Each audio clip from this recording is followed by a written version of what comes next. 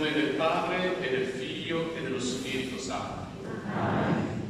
Il Signore sia con voi.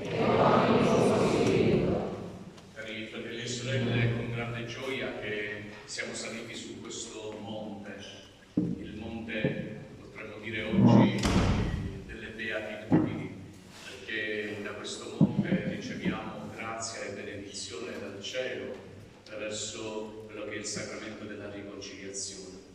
Siamo venuti come pellegrini, non abbiamo fatto chiaramente il pellegrinaggio come era previsto dalla Chiesa del Duomo dell'Assunta fino a qui, però l'abbiamo fatto dalle nostre case. La nostra vita è un pellegrinaggio.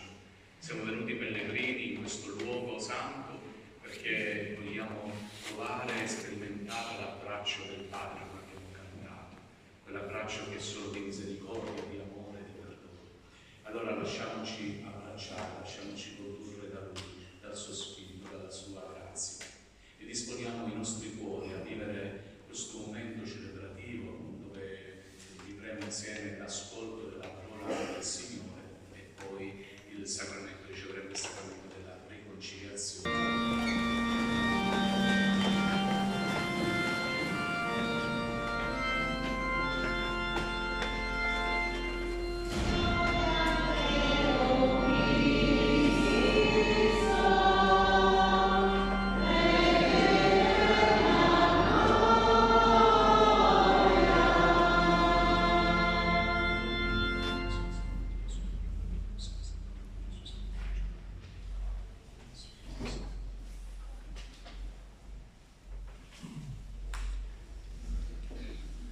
Il Signore sia con voi.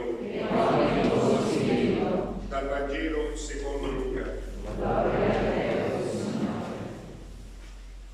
In quel tempo Gesù, alzati gli occhi verso i suoi discepoli, diceva: Beati voi, poveri, perché vostro è il regno di Dio. Beati voi che ora avete fame, perché sarete saziati.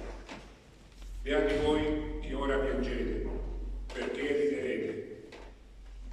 Beati voi quando gli uomini vi odieranno e quando vi metteranno al bando e vi insulteranno e disprezzeranno il vostro nome come infame a causa del Figlio dell'uomo. Rallegratevi in quel giorno ed esultate, perché ecco la vostra ricompensa è grande nel cielo. Allo stesso modo, infatti, agivano i loro padri con i profeti. Ma guai a voi ricchi, perché avete già ricevuto la vostra consolazione. Guai a voi che ora siete sazi, perché avrete fame. Guai a voi che ora ridete, perché sarete nel dolore e piangerete.